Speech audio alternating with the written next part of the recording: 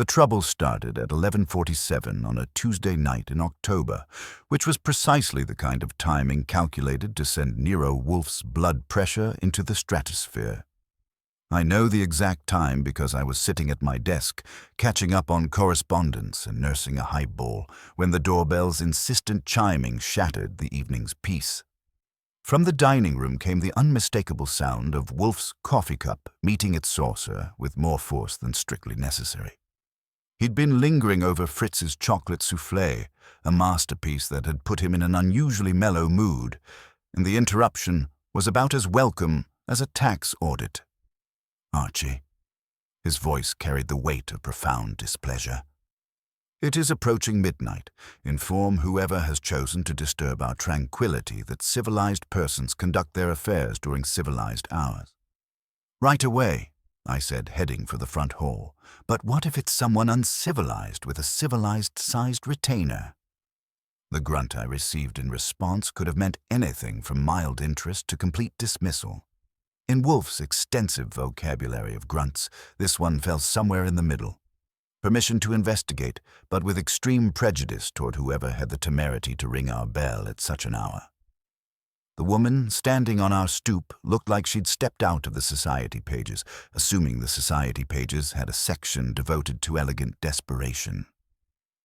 She was perhaps 35, with dark hair pulled back in a chignon that probably cost more than most people's weekly salary, and she wore a black Persian lamb coat that screamed Fifth Avenue. But her hands were trembling, and her eyes held that wide, hunted expression I'd seen before on people who'd stumbled into the kind of trouble that keeps you pacing the floor at 3 a.m. "Mr. Goodwin," she said before I could speak. "Forgive me for calling so late, but I must see Nero Wolfe. Tonight. It's a matter of utmost urgency." "Lady, urgent is a relative term. To my boss, urgent means Fritz has burned the morning bacon or someone's moved his dictionary. What's urgent to you?"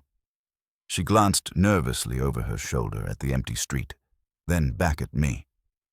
"Someone is systematically destroying my restaurant, Mr. Goodwin, and unless Mr. Wolfe helps me, they're going to succeed."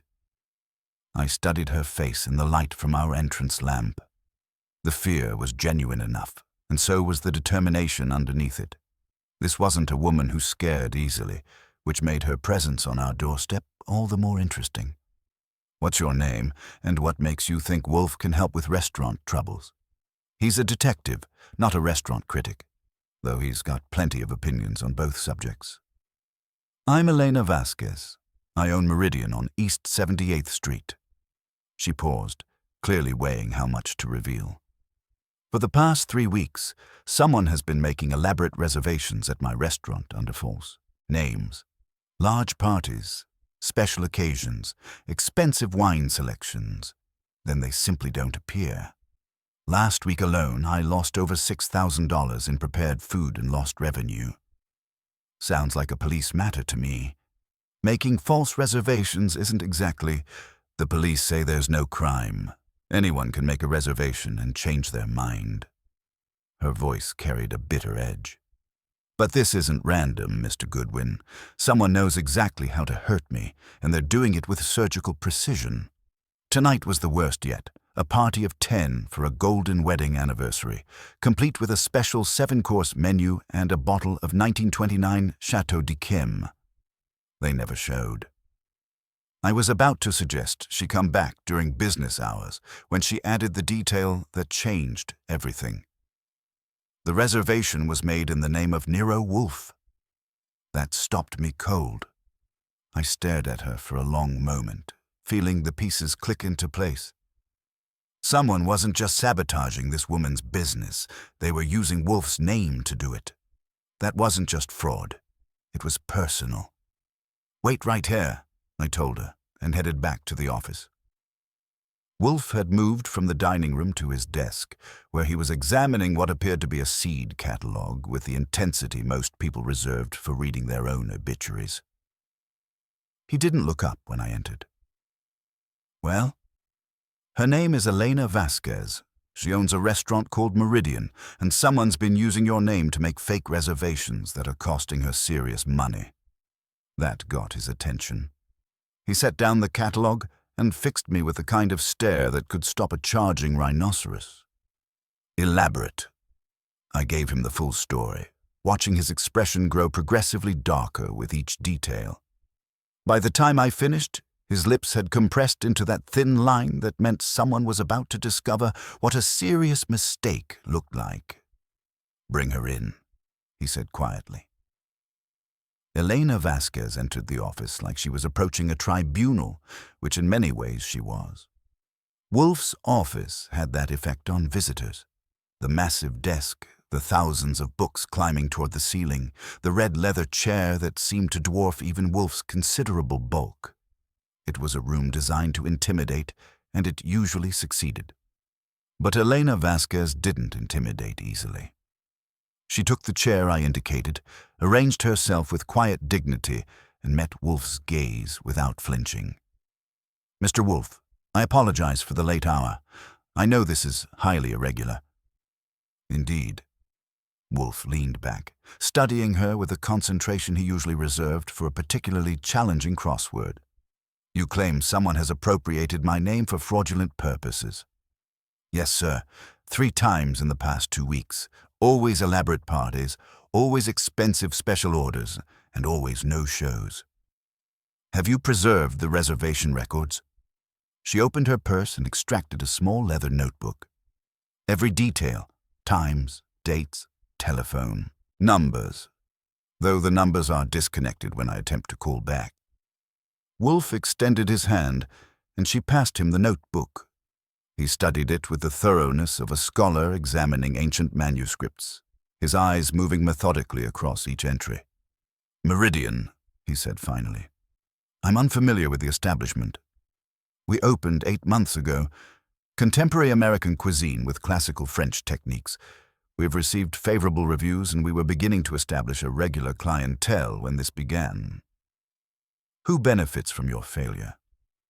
Elena hesitated, and I could see her choosing her words carefully. "The restaurant business is intensely competitive, Mr. Wolfe. There are several establishments in the neighborhood that might view us as a threat." "That is not what I asked." Wolfe's voice carried a note of impatience. "Who specifically would profit from your destruction?" She sighed, and some of the steel went out of her posture. "My former partner, Marcus Chen. We opened Meridian together, but we had irreconcilable differences about the direction of the restaurant. He wanted to buy out my interest, and when I refused, he initiated legal proceedings. The matter was settled 4 months ago. I retained the restaurant. He kept our other joint investments, but he was far from pleased with the arrangement." "Displeased enough to resort to sabotage?" "I don't know. Marcus is brilliant, one of the finest chefs I've ever worked with, but he can be vindictive when thwarted." Wolfe closed the notebook and handed it back to her. "Miss Vasquez, why did you bring this matter to me specifically? New York has no shortage of investigators." "Because whoever is doing this knows you well enough to use your name convincingly. They understand your appreciation for fine cuisine, your particular dining preferences, your willingness to spend substantially for exceptional food and wine. That suggests either personal acquaintance or careful study of your habits." I had to admit that showed sharp thinking. It also explained why Wolfe was taking this seriously instead of dispatching her with a lecture about proper business hours. "Your retainer," Elena said, reaching again for her purse. "I can pay whatever." Wolfe raised a hand to stop her. "Miss Vasquez, someone has fraudulently employed my name for criminal purposes. That transforms this from a business matter into a personal affront. Archie will investigate this situation, and we will resolve it. You have my word." The relief that flooded her face was almost painful to witness. "Thank you, Mr. Wolfe. I cannot express what this means to me. Indeed, it is now past midnight, and I require my rest. Archie will contact you tomorrow to arrange the particulars of our investigation. Good evening." That was Wolfe's polite but unmistakable signal that the interview was concluded. I escorted Elena to the door, obtained her contact information, and promised to telephone her first thing in the morning. When I returned to the office, Wolfe was staring at the ceiling with the expression he wore when wrestling with a particularly complex problem. "Interesting case?" I asked. "Potentially. Someone with intimate knowledge of my habits and preferences is exploiting that knowledge for fraudulent purposes. The question is whether this represents random selection, perhaps someone who has read newspaper accounts of my activities, or whether I am being deliberately targeted." "And if you're being targeted?" Wolfe's eyes glittered with something that might have been anticipation. "Then we are dealing with someone who has committed a grave error in judgment. No one employs my name without authorization, Archie." "No one." I grinned. It looked like our peaceful Tuesday evening was about to become considerably more eventful. The morning peace of the brownstone was shattered at 9:15 by the telephone's insistent ringing, which is roughly equivalent to setting off a fire alarm during Wolfe's sacred orchid time. I answered on the third ring, expecting a wrong number or some fool trying to sell us insurance. "Mr. Goodwin." Elena Vasquez's voice was tight with fresh panic. "I need to see Mr. Wolfe immediately. 3 more reservations came in overnight, all under his name, and there's been another development. He's upstairs communing with his cattle, yes, until 11, which is about as movable as the Statue of Liberty." "What's the emergency?" "Someone called New York Magazine this morning claiming to represent Mr. Wolfe.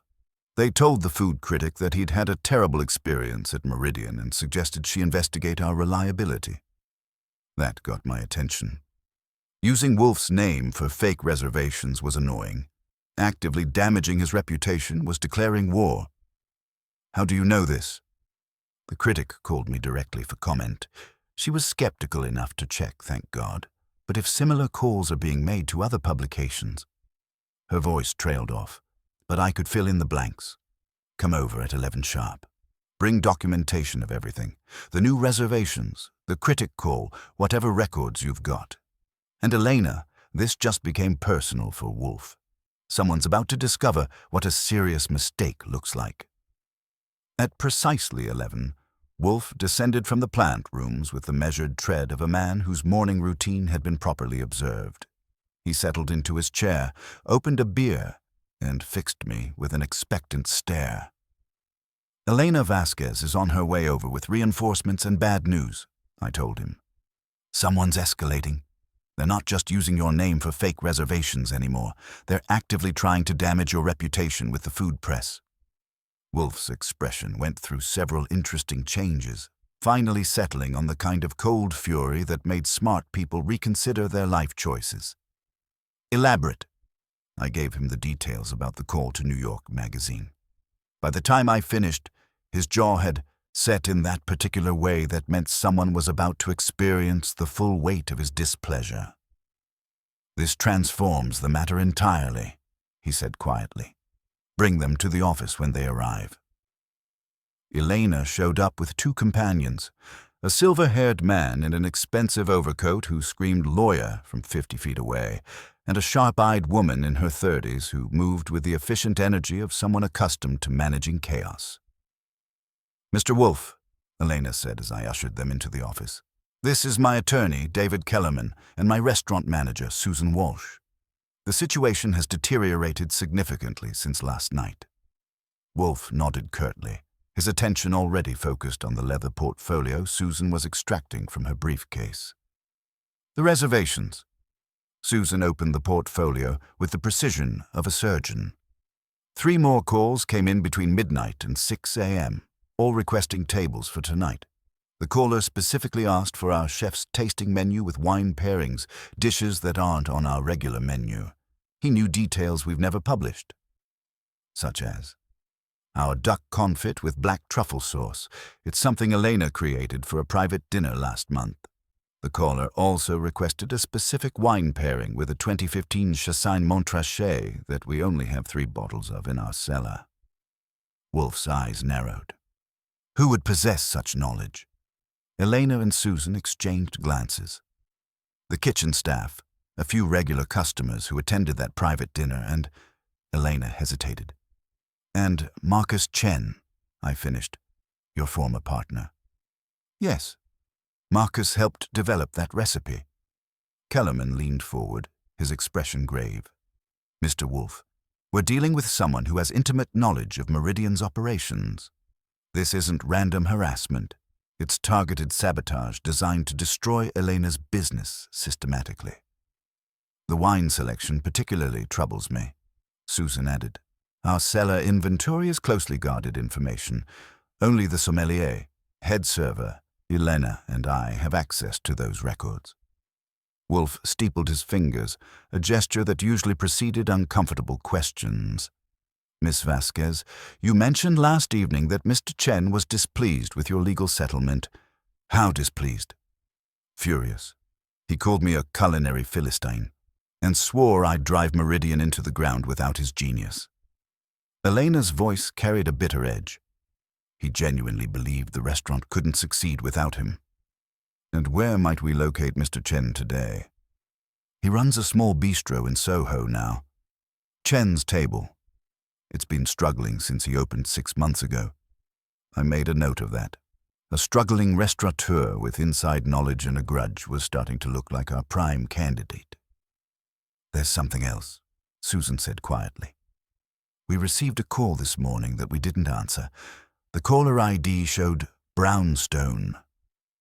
Wolfe and I exchanged glances. Our phone hadn't called anyone that morning, except the florist. "Spoofed," I said. "Someone's not content to just use your name. They want the restaurant to know they're using it." "Indeed." Wolfe's voice carried the kind of quiet menace that made smart people nervous. "They are escalating, becoming bolder. That suggests either desperation or supreme confidence." Elena shifted in her chair. "Mr. Wolfe, if this continues, I'll be forced to close within a month. The financial damage is mounting too quickly, and the reputation damage could be permanent." "That will not happen," Wolfe said with finality. "Archie, I require Mr. Chen's presence in this office. Today. You want to confront him directly." "I want to observe his reactions when presented with the evidence. Miss Vasquez, you will remain present during this interview. Your former partner's demeanor toward you will be instructive." It took some persuasion, but mentioning potential legal ramifications regarding Meridian was enough to pique Chen's interest. He agreed to be at the Brownstone within 2 hours, his tone mixing irritation with curiosity. While we waited, Elena provided detailed financial records and a complete list of staff with access to the reservation system. Wolfe studied them with the intensity he usually reserved for rare orchid catalogs, occasionally making notes in his precise handwriting. At 2 o'clock sharp, the doorbell announced Marcus Chen's arrival. I opened the door to find a man who looked like he'd stepped out of a culinary magazine, impeccably dressed, confident bearing, but with eyes that held a wary glint. He was perhaps 40, with sharp features and the kind of controlled intensity that suggested a temper kept on a very short leash. "Mr. Goodwin," he said smoothly, "you made this sound rather urgent." "It is," I replied, leading him to the office. "Mr. Wolfe has questions about some irregularities involving Meridian." Chen's composure cracked slightly when he saw Elena sitting in the client chair. His smooth facade was replaced by a flicker of annoyance and what might have been satisfaction. "Elena," he said, his tone carefully neutral.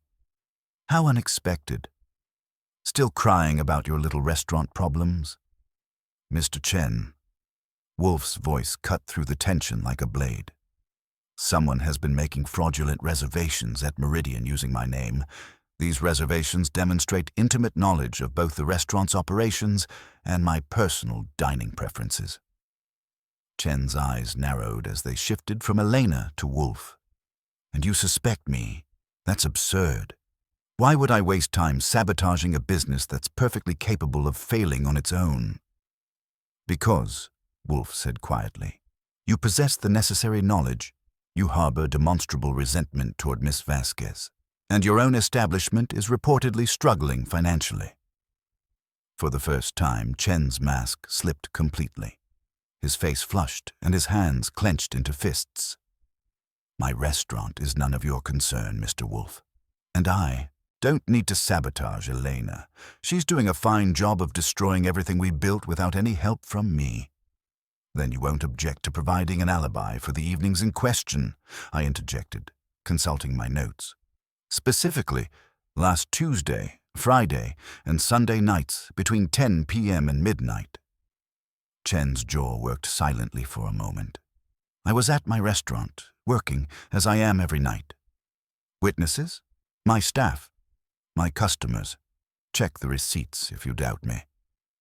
Wolfe leaned back, studying Chen with the concentration he usually reserved for a particularly challenging crossword. The silence stretched uncomfortably until Chen began to fidget. "Mr. Chen," Wolfe said finally, "you may go. But understand this. If you are responsible for these fraudulent activities, I will discover it. And when I do, you will find that using my name without permission carries consequences you have not anticipated." Chen stood abruptly, his face dark with anger. "This is harassment, plain and simple. Elena's grasping at straws because she can't admit she's failed." He turned toward the door, then paused. "But you're wasting your time with me, Mr. Wolfe. If you want to find Elena's enemy, look closer to home." After I'd escorted him out, the office felt charged with unresolved tension. Elena sat rigidly in her chair, her face pale. "Well," I said, settling back into my chair, "that was illuminating. He certainly has the motive and the knowledge. Question is, does he have the nerve?" Wolfe was silent for a long moment, his eyes half closed in thought. "His anger is genuine, Archie. But whether it masks guilt or merely wounded pride remains to be determined. His parting comment, however, was interesting. About looking closer to home? Indeed, either misdirection or genuine insight." Wolfe opened his eyes and fixed them on Elena. "Miss Vasquez, Mr. Chen suggested your enemy might be found among your associates. Is there anyone in your organization who might harbor resentment? Anyone with access to both your reservation system and knowledge of my dining habits?" Elena considered carefully. "I can't imagine any of my staff would do this. They're loyal, and they understand that Meridian's success is their success. Nevertheless, you will examine your staff records. Look for anyone hired recently, anyone with previous connections to Mr. Chen, anyone with financial difficulties that might make them susceptible to bribery." "Yes, Mr. Wolfe." "And Archie," Wolfe continued, "you will investigate Mr. Chen's alibi for the nights in question. Also, I want a complete financial profile of his current establishment. If he is indeed struggling, desperation might drive him to extreme measures." "Got it. Anything else?" "Yes. Contact Saul Panzer. I want surveillance on Mr. Chen beginning immediately. If he is our saboteur, he may attempt to accelerate his activities now that he knows we're investigating." As Elena gathered her papers and prepared to leave, Wolfe made one final observation. "Miss Vasquez, someone is attempting to destroy not merely your business, but your reputation and mine as well. That level of malice suggests this is deeply personal. Consider carefully, who have you wronged, however inadvertently? Who might view your success as their failure?" After Elena left, the brownstone settled back into its familiar quiet, but the disruption lingered like smoke in the air. Someone had declared war on Wolfe's reputation, and that was a mistake they would soon regret. "So," I said, loosening my tie, "what's your gut feeling about Chen?" Wolfe opened his beer and took a thoughtful sip. "He is hiding something, Archie. Whether it is guilt or merely embarrassment at his current circumstances remains to be seen. But his suggestion that we look closer to home bears investigation. Sometimes the most dangerous enemies are those we trust most." The game was definitely afoot, and I had the distinct feeling it was about to get a lot more interesting. By Thursday morning, I had enough dirt on Marcus Chen's financial situation to bury a small corporation. His Soho bistro was bleeding money faster than a severed artery. His creditors were circling like sharks, and his staff looked like they hadn't seen a decent tip in months. But here's the interesting part. His alibi for the nights in question was solid as concrete.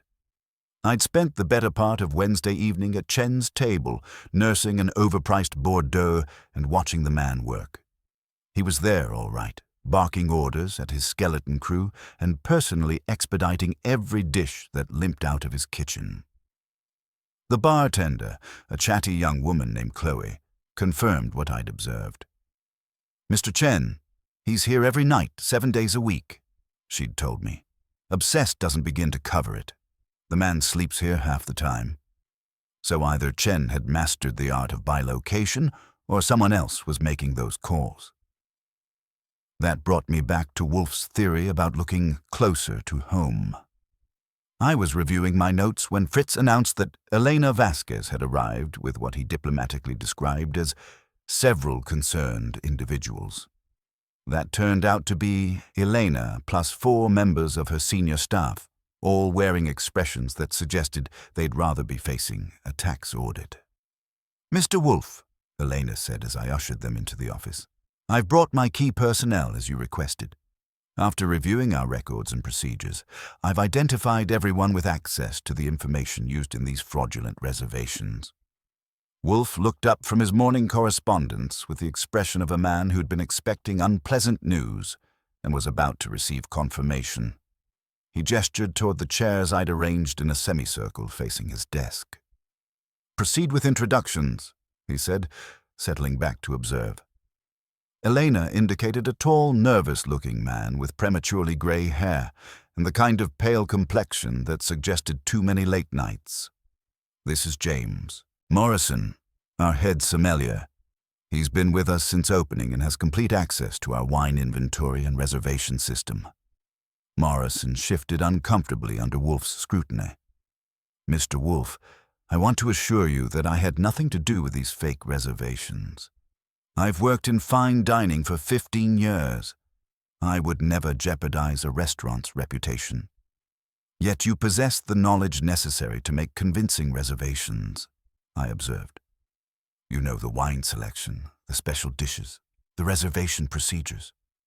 "So does everyone on the senior staff," Morrison replied, a defensive edge creeping into his voice. "That doesn't make us criminals." "Mr. Morrison," Wolfe said quietly, "have you had any contact with Mr. Chen since his departure from Meridian?" The pause that followed was about 3 seconds too long. "We've spoken once or twice. Professionally. About wine, presumably." Morrison's face flushed. "He called me 3 weeks ago. Said he was interested in our wine program, wanted to know how Elena was handling the business side. I thought it was professional curiosity." Elena's sharp intake of breath could have been heard in New Jersey. "You discussed our wine program with Marcus, our inventory, our pricing." "It wasn't like that," Morrison protested. "He just asked general questions about how things were going. He seemed genuinely interested in our success." "Mr. Morrison," Wolfe continued with the patience of a confessor, "what specific information did you provide?" Morrison looked like he wanted to crawl under the Persian rug. He asked about our reservation system, how we handled special requests, what kind of clientele we were attracting. And yes, he asked about the wine cellar, what we were stocking, how we were pricing it. "Did you mention my name specifically?" He asked if we'd had any notable customers. I mentioned that we were hoping to attract discerning diners like yourself. He seemed very interested in that. Wolfe's eyes closed briefly, and I could practically see him filing that information away. When he opened them again, his attention had shifted to a compact woman with intelligent brown eyes and the kind of controlled energy that suggested a chef accustomed to managing chaos. "And you are?" "Sarah Kim, sous chef," she said crisply. "I worked with Marcus Chen at his previous restaurant before joining Meridian. I know his methods, his techniques, and his temperament." "Elaborate on his temperament." Sarah glanced at Elena, then back at Wolfe. "Marcus doesn't handle rejection well. When Elena refused to sell him her share of the restaurant, he became obsessive about proving she'd fail without him. He made several calls to our suppliers, questioning our creditworthiness. He also contacted 2 of our line cooks, trying to poach them. And your assessment of his character? Brilliant chef, vindictive personality. He's capable of psychological warfare, and he knows exactly how to hurt people where they're most vulnerable. The third member of the group was a young woman who couldn't have been more than 25, with dark hair pulled back in a severe bun and the kind of pale complexion that suggested she spent most of her time with ledgers and calculators. Jennifer Walsh, our bookkeeper and assistant manager, Elena explained. She handles our financial records and coordinates special events. Jennifer Walsh looked like she'd rather be anywhere else on Earth. Mr. Wolfe, I want to emphasize that our books are completely accurate. Every transaction is properly documented. Miss Walsh, Wolfe said, you presumably handle the financial arrangements for special reservations. Yes, sir. I coordinate with the kitchen for special menus, with the sommelier for wine selections, and with the front desk for seating arrangements. And you would be immediately aware of no-show reservations. Immediately. The financial impact is significant, especially for elaborate dinners. I've been tracking the losses from these fake reservations. They total nearly $14,000 over 3 weeks. I whistled softly. That was serious money for any restaurant, let alone one still establishing itself. The 4th staff member was a burly man with calloused hands who'd been trying to make himself invisible in the corner chair. Tony Ricci, kitchen manager, he said when Wolfe's attention fell on him. I handle deliveries, inventory, staff scheduling. Been in restaurant work 23 years. Your opinion of Mr. Chen? Tony's expression darkened. The guy's a snake. Brilliant chef, I'll give him that. But he treats people like disposable equipment. When he was here, he made Elena's life miserable with his tantrums and constant criticism. Did he have access to information about my dining preferences? Sure, Elena keeps files on VIP customers. Dietary restrictions, wine preferences, favorite dishes. Marcus helped compile those records when we were planning our opening. Wolfe's eyebrows rose slightly. I'm listed in such files? Elena flushed. We researched prominent food enthusiasts in the city. Your reputation for appreciating exceptional cuisine is well documented. We hoped you might eventually dine with us. Indeed. Wolfe leaned back, his fingers steepled in that familiar gesture that meant he was processing information at high speed. Miss Walsh, you handle telephone reservations personally. Most of them, yes, sir. Would you recognize Mr. Chen's voice if he called? Jennifer considered carefully. I think so. He has a distinctive way of speaking, very precise, almost theatrical. And the voice making these fraudulent reservations. Different. Older, maybe. More cultured. Like someone who's used to being listened to. That was interesting. I made a note while Wolfe continued his examination. Miss Vasquez, he said, have any of these individuals expressed dissatisfaction with their positions? Financial difficulties? Personal grievances? Elena looked uncomfortable. Well, James has been concerned about our wine costs. He thinks we're pricing ourselves too high for the neighborhood. Morrison's face reddened. I never said we should compromise quality. I simply suggested that our wine markups might be deterring some customers. And Jennifer has been struggling with her mother's medical bills, Elena continued reluctantly. She mentioned needing to find additional income. Jennifer Walsh went white. You can't possibly think I would sabotage the restaurant. This job is all I have. If Meridian fails, I'm unemployed. Unless, I said quietly, someone offered you enough money to make unemployment worthwhile. The silence that followed was thick enough to cut with a knife. Jennifer's hands were shaking, and Morrison was staring at the floor like it contained the secrets of the universe. There's something else, Sarah Kim said suddenly. Marcus has been calling me, not about work, personal calls. He wants to meet for coffee, catch up on old times, but he keeps steering the conversation back to Meridian's operations. When did these calls begin? Wolfe asked. About a month ago, right around the time the fake reservation started.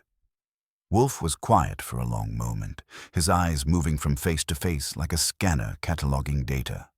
Finally, he spoke. The pattern is becoming clear. Mr. Chen obtained operational intelligence through Mr. Morrison, then used that information to orchestrate a systematic campaign of sabotage. The question now is whether he acted alone or recruited additional assistance. "You mean someone inside the restaurant?" Elena asked. The caller's voice, as described by Miss Walsh, does not match Mr. Chen's. Either he is disguising his voice significantly, or he has an accomplice. I looked around the room at the assembled staff. Morrison was clearly compromised, whether through stupidity or complicity. Jennifer Walsh had financial pressures that might make her vulnerable to bribery. Sarah Kim seemed genuinely loyal to Elena, but she was also receiving regular contact from Chen. Tony Ritchie appeared solid, but 23 years in the restaurant business could teach a man many things, including how to hide his true feelings. "Here's what we're going to do," Wolfe announced. "Archie will conduct individual interviews with each of you. I want complete honesty about your interactions with Mr. Chen, your financial circumstances, and any knowledge you may have about these fraudulent reservations." As the group prepared to leave, Wolfe made one final observation. "Ladies and gentlemen, someone in your circle has betrayed Miss Vasquez's trust. Whether through greed, stupidity, or malice, that betrayal has brought this establishment to the brink of failure. I suggest you examine your consciences carefully, because I intend to expose the truth, and when I do, the consequences will be severe." After they'd gone, I poured myself a drink and settled back in my chair. Well, that was illuminating. Morrison's either the most naive man in New York or he's in on it. Jennifer Walsh has motive and opportunity. Sarah Kim's getting regular calls from Chen, and Tony Ritchie knows where all the bodies are buried. Wolfe opened a beer and took a thoughtful sip. "Indeed, but there are still pieces missing from this puzzle, Archie. The voice making the reservations, the specific knowledge of my dining preferences, the escalation to attacking my reputation, these suggest a level of sophistication beyond simple revenge. You think there's more to this than Chen trying to destroy his ex-partner's business?" "I think, Archie, that we are dealing with someone who understands that the most effective way to destroy a reputation is to make it destroy itself. And that level of psychological insight suggests we may be facing a more formidable opponent than a merely vindictive chef." The brownstone had become a magnet for suspicion, drawing in a circle of individuals, each harboring their own secrets and resentments. The web was getting thicker, and I had the distinct feeling that the real danger was still lurking in the shadows, waiting for the right moment to strike. "So what's our next move?" I asked. Wolfe's lips compressed into that thin line that meant someone was about to discover what a serious mistake looked like.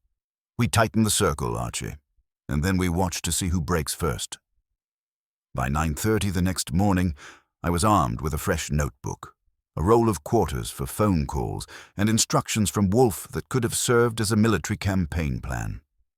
He'd settled into his chair with the morning paper and a cup of Fritz's coffee, looking like a general preparing to direct a battle from his command post.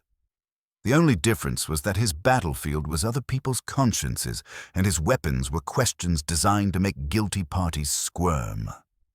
"Methodical inquiry, Archie," he'd said, not looking up from the financial pages. "Peel away the layers of deception one at a time. Someone in Miss Vasquez's circle has betrayed her trust, and betrayal always leaves traces." My first stop was the wine shop on Lexington where James Morrison worked part-time.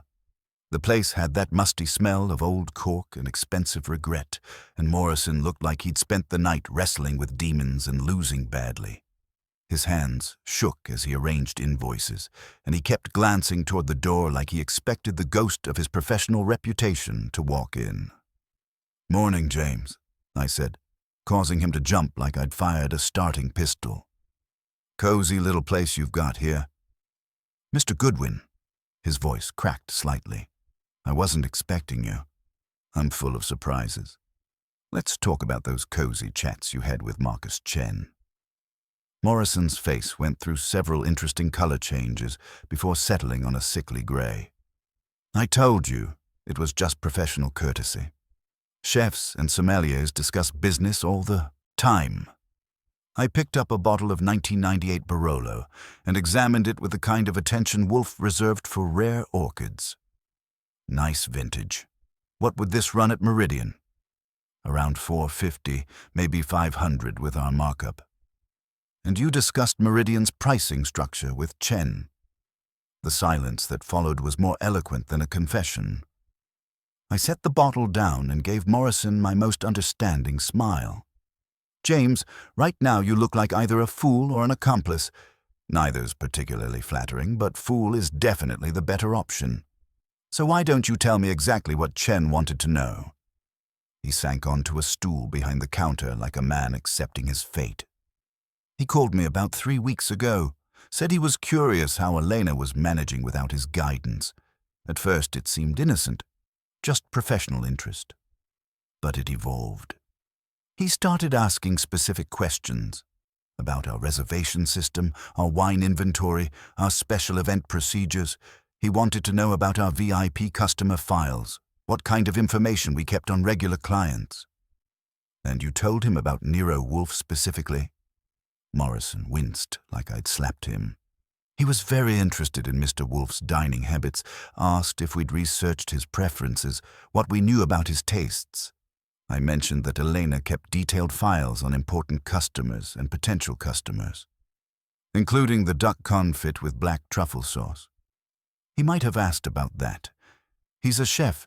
He's interested in other chefs' creations. Morrison's voice was getting increasingly defensive. Look, I made a mistake talking to him. I was naive. I thought he was just being friendly. Did he offer you anything in return? A job, perhaps? Morrison's flush deepened. He hinted that there might be opportunities for someone with my expertise, someone who understood both wine and restaurant operations. So Chen had dangled a lifeboat while asking where the holes were in Meridian's hull. I made a note and moved on to my next appointment. Jennifer Walsh's cramped Queen's apartment told the whole story before she said a word. Medical equipment dominated the tiny living room, prescription bottles covered every surface, and the stack of bills on her kitchen table could have served as a monument to the American healthcare system's failures. Mr. Goodwin, she said, keeping her voice low so as not to wake her sleeping mother. I wasn't expecting you. I wanted to talk somewhere private, away from the restaurant. She gestured toward the kitchen table, moving aside a pile of invoices marked Final Notice in red letters.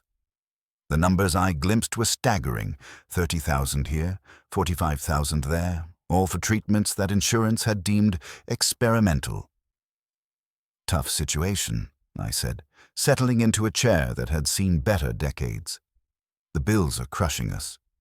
Mom's insurance covers some of it, but the experimental treatments, her laugh held no humor. They're expensive. How expensive? $30,000 a month. Sometimes more. I whistled softly. That was serious money. The kind that might make someone consider options they'd normally reject without a second thought. Jennifer, has anyone approached you about making extra money? Anyone offering to pay for information about Meridian's operations? The pause was just long enough to be significant. I did receive a phone call last week. Someone claiming to represent a restaurant consulting firm. They said they were conducting market research on reservation systems. What kind of information did they want? Procedures, software systems, customer databases. They offered $500 for a brief consultation. And you said? I said no, of course. It seemed suspicious. She met my eyes directly. Mr. Goodwin, I would never do anything to hurt Elena. She's been incredibly understanding about my situation. But you were tempted. She broke down then, tears streaming down her face. Of course I was tempted. Do you see this? She gestured at the medical bills. My mother is dying and I can't afford to save her. So yes, when someone offers me money, I'm tempted. But I didn't do it. I believed her, mostly. She'd been approached, she'd been tempted, but she'd resisted. The question was whether her resistance had held throughout multiple contacts. "About that voice making the fake reservations," I said. "You described it as cultured. Can you be more specific?" She wiped her eyes and considered. "Smooth, educated, older, I'd say. Like someone who chose their words very carefully, almost like they were reading from a script. Definitely not Marcus Chen's voice." That was the detail that kept nagging at me. The voice didn't fit anyone we'd identified so far.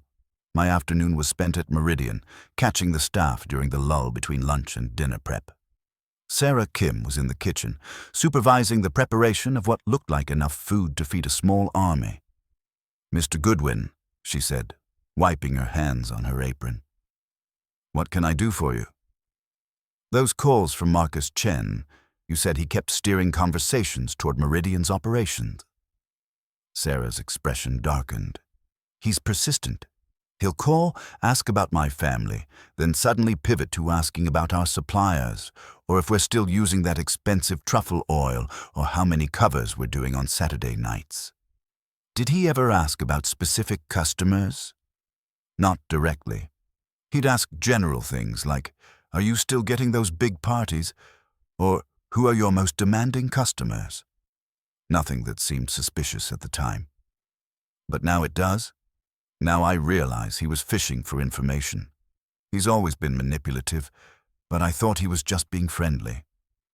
Tony Ricci was in the walk-in cooler, checking inventory with the methodical precision of a man who'd learned that details mattered. He looked up when I entered, his expression neutral but alert. "Tony," I said, "what's your take on all this?" He grunted, pulling a box of scallops from a shelf. "Bad for business. Elena's a good boss. Doesn't deserve this crap." "You worked with Chen. What's he capable of?"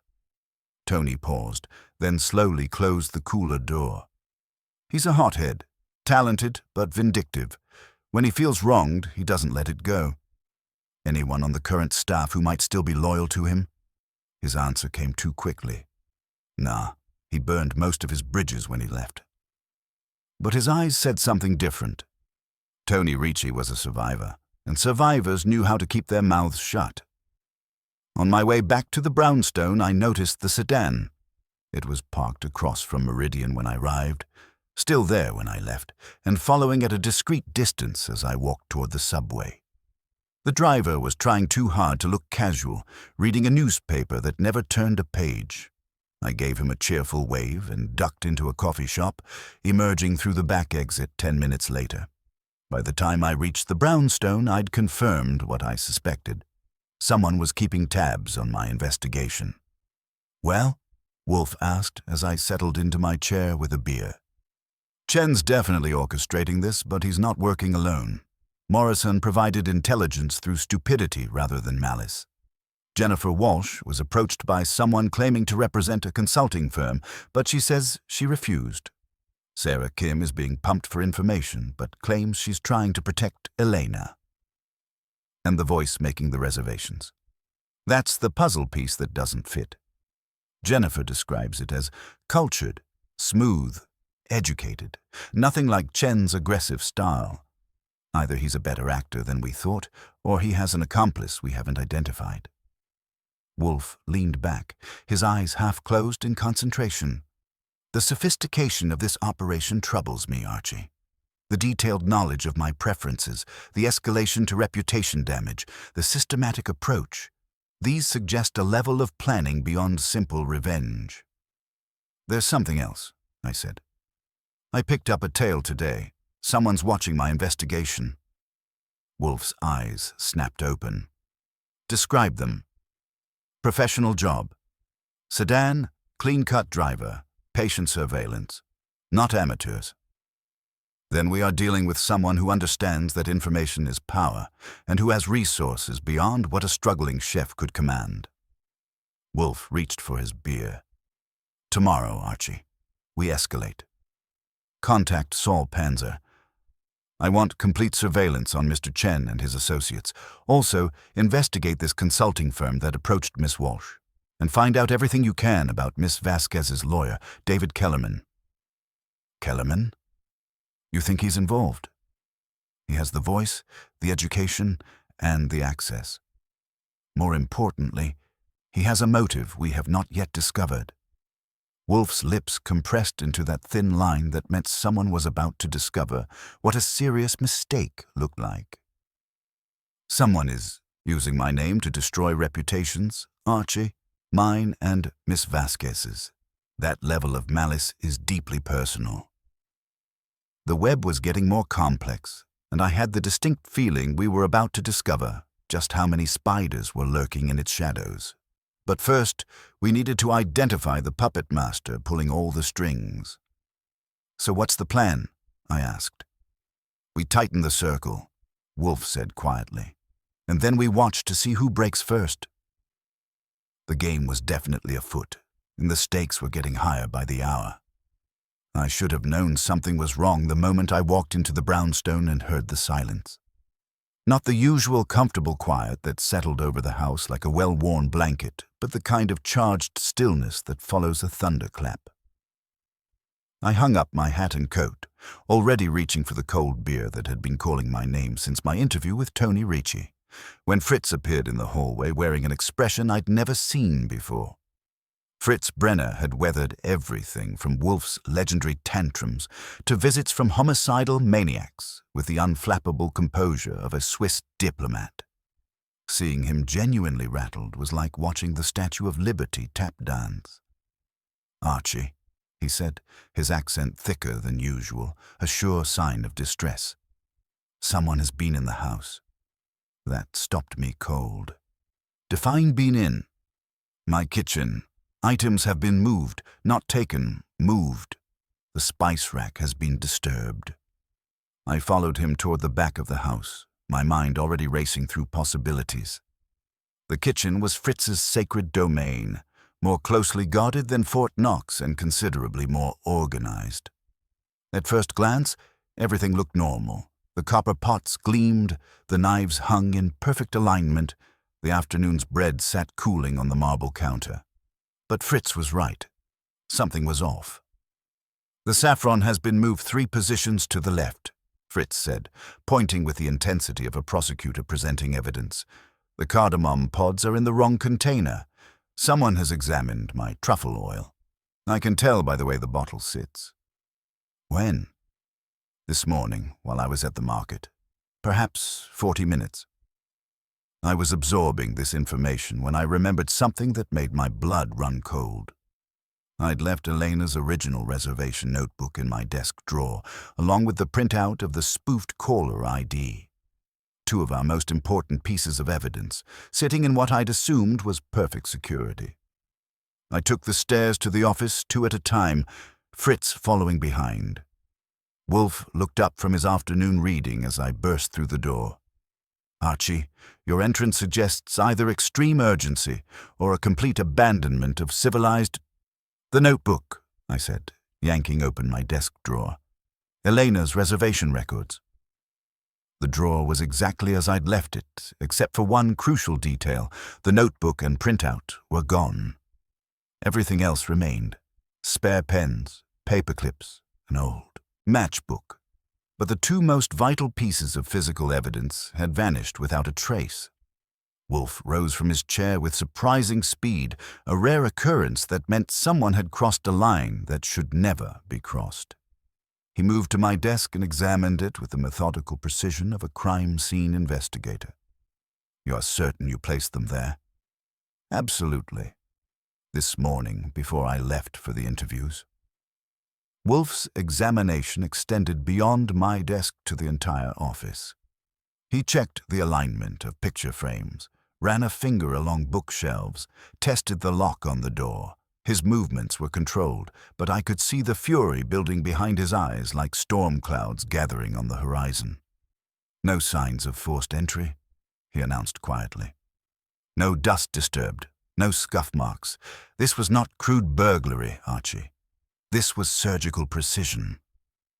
Professional job." "Indeed. Someone with intimate knowledge of our routines, our security, our methods." He returned to his desk but didn't sit. Fritz reports disturbances in the kitchen. You discover theft from your office. This is not coincidence. This is systematic invasion. That's when I noticed the business card lying on Wolfe's desk blotter, expensive cream-colored stock that hadn't been there when I'd left that morning. The elegant black lettering read, Culinary Consulting Associates, Restaurant Evaluation and Advisory Services.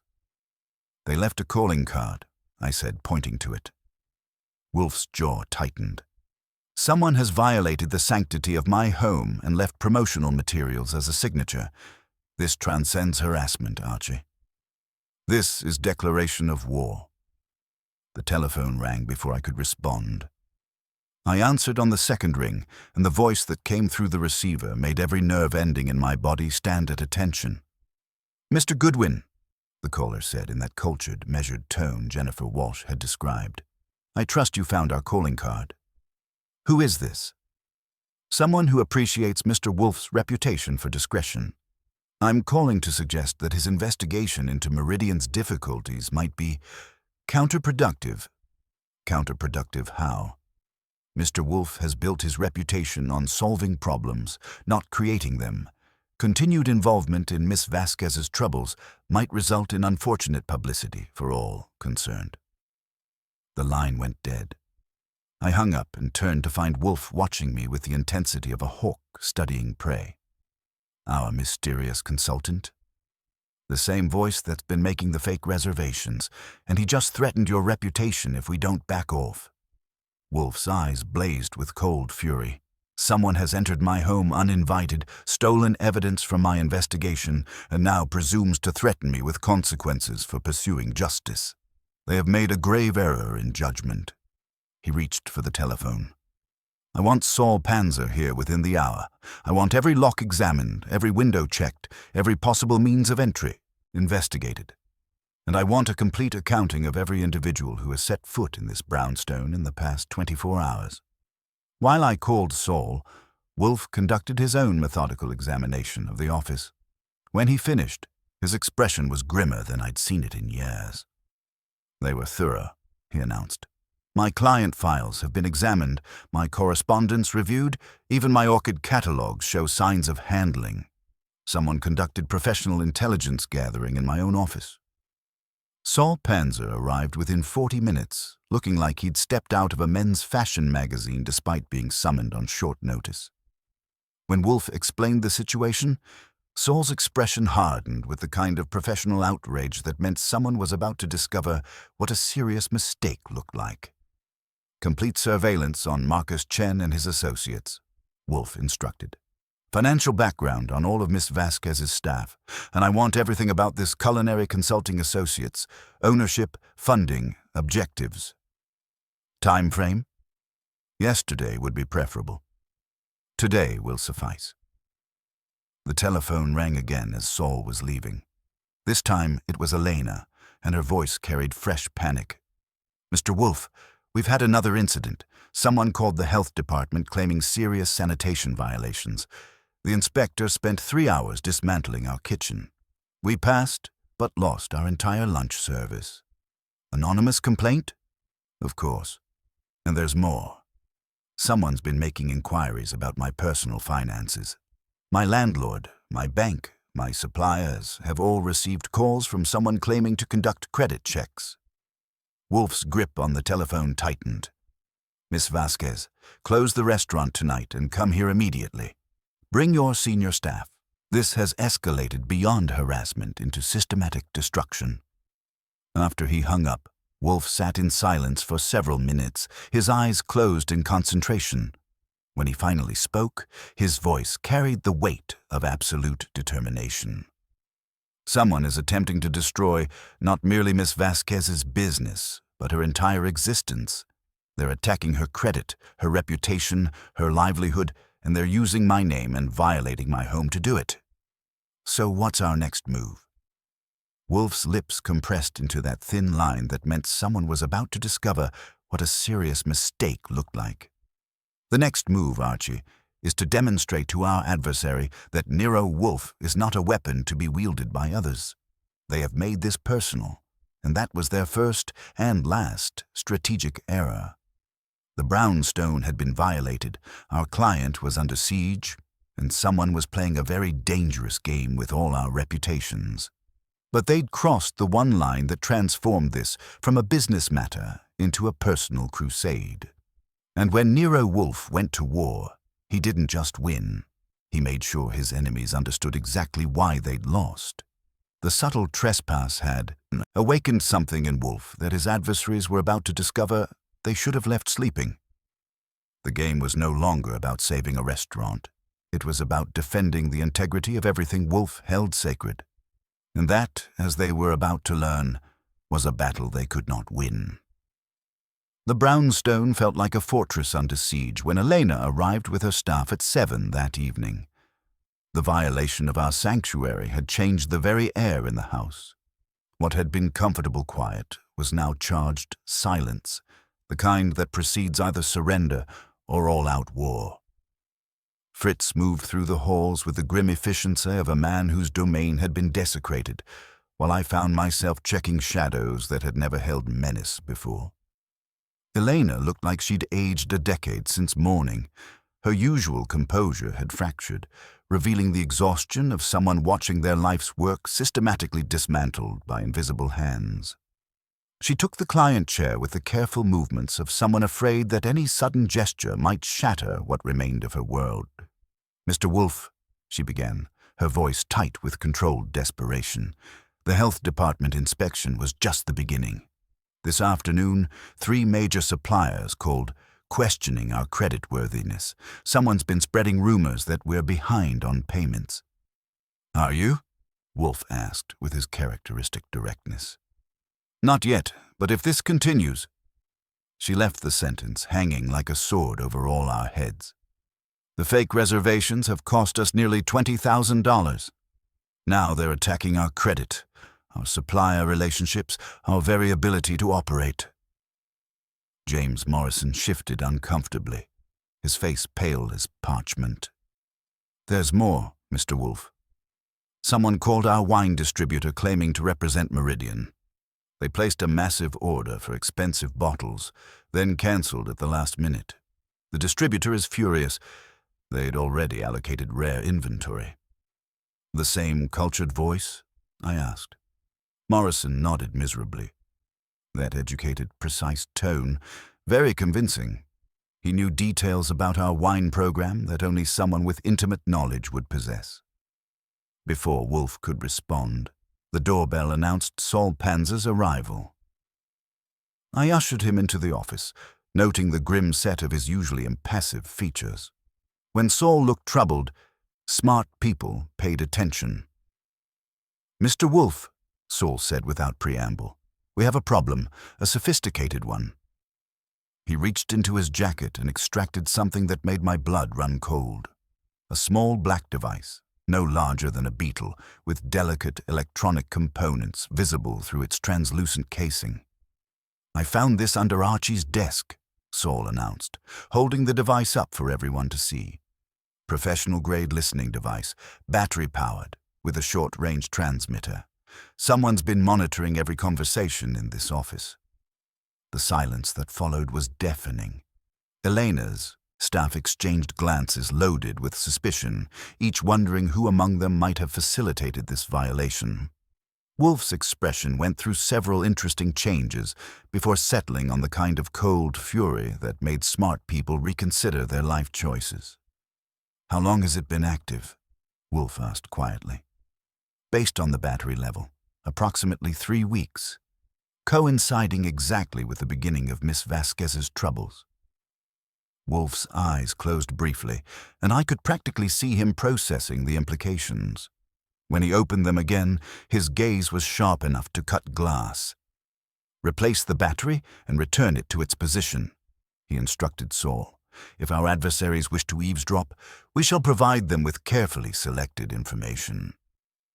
While Saul performed this delicate operation, I found myself reassessing every conversation we'd had in the office over the past 3 weeks. Our mysterious enemy hadn't just been making educated guesses about our investigation. They'd been listening to every word. "There's more," Saul continued, settling into a chair. I've traced the ownership of Culinary Consulting Associates. It's a shell company registered 3 weeks ago to a post office box. But the interesting part is the registered address. It's the same as a small law firm downtown. Davies, Thorne, and Associates. Elena's sharp intake of breath could have been heard in New Jersey. That's David Kellerman's firm. The revelation hit the room like a physical blow. Elena's trusted attorney, the silver-haired gentleman who'd sat in this very office expressing concern for her welfare, was the architect of her destruction. Kellerman, Wolfe said quietly, the name carrying the weight of absolute condemnation. Your legal counsel, Miss Vasquez. The man with intimate knowledge of your finances, your operations, your vulnerabilities. But that's impossible, Elena protested, though her voice lacked conviction. David's been my attorney for 3 years. He helped me buy out Marcus. He's been nothing but supportive. Has he? Wolfe's tone was gentle, but his words cut like surgical instruments. Consider the timeline. When did Mr. Kellerman first suggest you might want to sell Meridian? Elena's face went white. Last month. He said the market was unstable, that I should consider cutting my losses. He even mentioned potential buyers, a consortium of investors. And you refused. Of course. Meridian is my life. Wolfe leaned back, his fingers steepled in that familiar gesture of absolute certainty. Mr. Kellerman has been orchestrating your destruction from within, Miss Vasquez. He possesses the legal knowledge to attack your credit and reputation, the connections to coordinate with health inspectors and suppliers, and the cultured voice that Miss Walsh described making those fraudulent reservations. But why?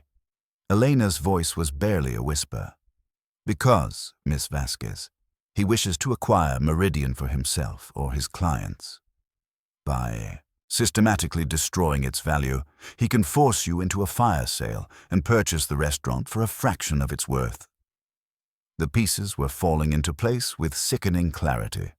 Marcus Chen, the vindictive former partner, providing operational intelligence. David Kellerman, the trusted attorney, using his position to orchestrate financial and reputational attacks. And somewhere in the shadows, professional operatives executing surveillance and sabotage. The voice making the reservations, I said, understanding flooding through me.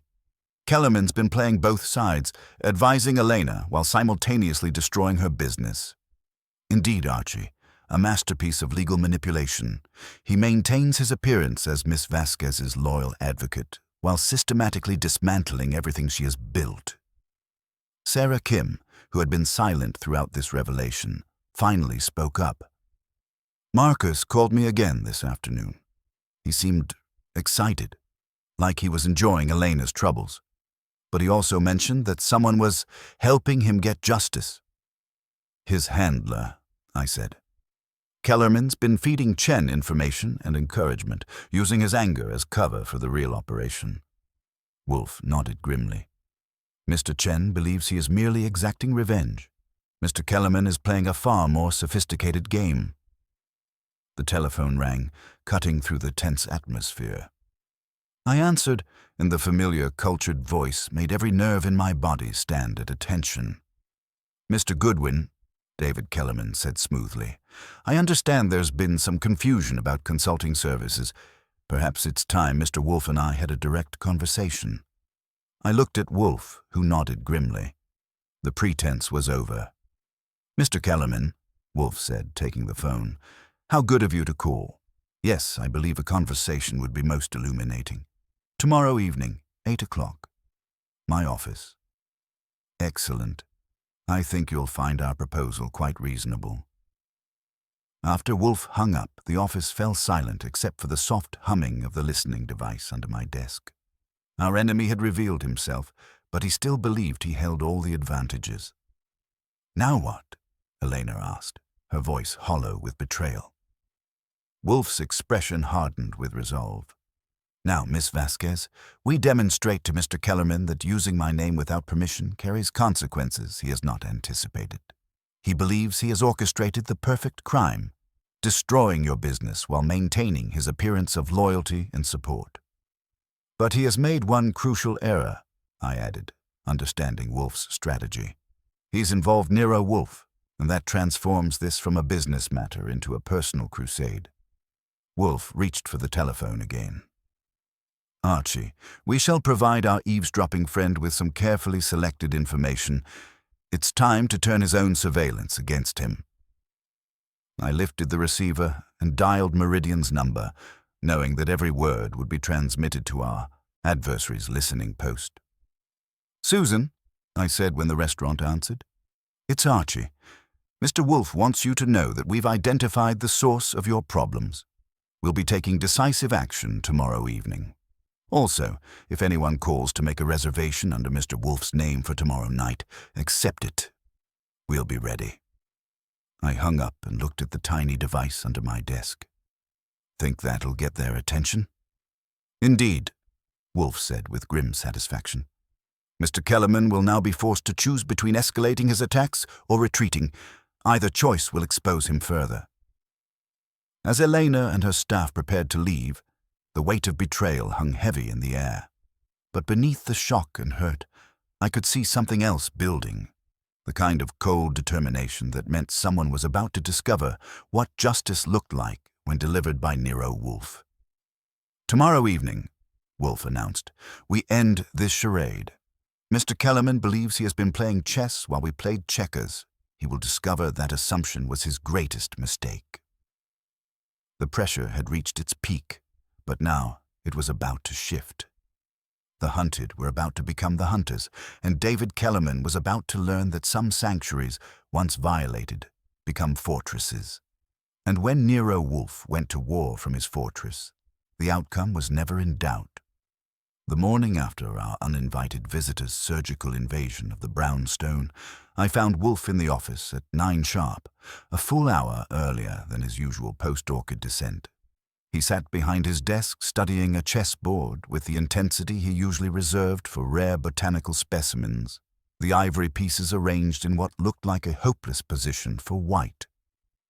"Archie," he said without looking up, "observe this position. White appears to be losing, pieces scattered, king exposed, pawns decimated. Yet with proper maneuvering, white achieves checkmate in 3 moves. I examined the board, noting the seemingly chaotic arrangement. Looks like a massacre to me. Precisely the impression one is meant to receive. But appearances, as we have learned, can be deliberately cultivated." He moved a white bishop to an apparently innocuous square. Sometimes the most effective strategy is to appear vulnerable while positioning for decisive action. The telephone's insistent ringing interrupted my study of his chess lesson. Elena Vasquez's voice carried fresh panic that made my coffee taste bitter. "Mr. Goodwin, someone broke into the restaurant last night. Nothing was stolen, but our entire reservation system has been corrupted. Every booking for the next month has been cancelled or altered. And my landlord received a call this morning from someone claiming to represent the health department, suggesting he reconsider leasing to a restaurant with ongoing compliance issues." I relayed this to Wolfe, who received the news with the calm of a general who'd anticipated his enemy's next move. He shifted another chess piece, a knight to what looked like a suicide position. "Miss Vasquez," he said, taking the phone, "you will close Meridian today and dismiss your staff with full pay. Tell them the restaurant is temporarily shuttered for renovations. But Mr. Wolfe, you will also contact Mr. Kellerman immediately. Express desperation, financial distress, willingness to accept any reasonable offer for the restaurant." Elena's silence stretched several seconds. "You want me to surrender?" "I want you to appear to surrender. There is a significant difference." After Elena hung up, Wolfe turned his attention to our electronic eavesdropper. He spoke clearly, ensuring every syllable would be transmitted to Kellerman's listening post. "Archie, it appears our investigation has reached its conclusion. Miss Vasquez's situation is beyond remedy. The systematic destruction has been too thorough. We shall recommend she accept whatever terms Mr. Kellerman's clients offer." I played along, though it felt like swallowing ground glass. Shame about the restaurant. Looked like it had real potential. Indeed, when one is outmaneuvered by superior strategy, graceful surrender becomes the only dignified option. The telephone rang within 10 minutes. David Kellerman's cultured voice carried barely concealed satisfaction. "Mr. Wolfe, I understand Miss Vasquez has reconsidered her position. Perhaps our evening meeting is unnecessary. I could arrange for my clients to make a generous offer immediately." "Mr. Kellerman, I believe our scheduled appointment remains advisable. There are certain formalities that require discussion." "Of course. 8 o'clock, as arranged." Wolfe hung up and moved his white queen to an even more exposed position, but I was beginning to understand the pattern. Every apparently suicidal move was actually positioning for something larger. Strategic implementation. Saul Panzer arrived at noon with a manila folder thick enough to serve as a weapon and an expression that suggested someone was about to receive very unpleasant news. "Complete financial profile on Kellerman and his operation," Saul announced. "The man's been playing a sophisticated long game." He opened the folder, extracting surveillance photographs of David Kellerman meeting with various individuals in expensive restaurants and private clubs. "Kellerman's not just Elena's attorney," Saul continued. "He's been systematically targeting successful restaurants throughout the city. Same pattern every time. Gain the owner's trust as legal counsel, then orchestrate financial pressure until they're forced to sell at fire sale prices." "To whom?" Wolfe asked. "A consortium called Metropolitan Dining Associates. Kellerman's a silent partner. They've acquired 6 restaurants in the past 18 months, always after the owners suffered mysterious financial difficulties." I studied the photographs, noting the expensive suits and confident expressions of men who believed they'd perfected legal theft. "How much is Meridian worth?" "Current market value, approximately $800,000. After Kellerman's campaign of destruction, Elena would be lucky to get $200,000. The consortium would acquire a prime location with established operations for a quarter of its actual value." Wolfe leaned back, his expression grim with understanding. "Mr. Kellerman has been conducting systematic asset stripping disguised as legal representation. He identifies successful establishments, gains their owners' trust, then destroys them from within." "And Marcus Chen?" "Useful idiot. Kellerman exploited his resentment, making Chen believe he was orchestrating revenge while actually serving as cover for a much larger operation." Archie's gambit. My afternoon was spent executing Wolfe's carefully choreographed misdirection. First stop, Marcus Chen's struggling bistro, where I found him wiping down the bar with the mechanical precision of a man trying to keep his hands busy while his world collapsed. "Rough week, Marcus?" I said, settling onto a bar stool where the sparse clientele could overhear. Chen shot me a wary glance. "What's it to you, Goodwin?" "Just wondering if you're getting cold feet. All this trouble at Meridian, the heat coming down. Seems like a lot of risk for a little revenge." I lowered my voice conspiratorially. "Especially when the guy pulling your strings might be setting you up for the fall?" Chen stiffened. "What are you talking about?" "Think about it.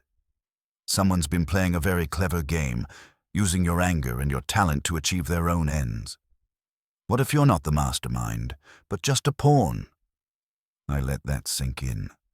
Who really benefits if Meridian completely collapses and you're left holding the bag?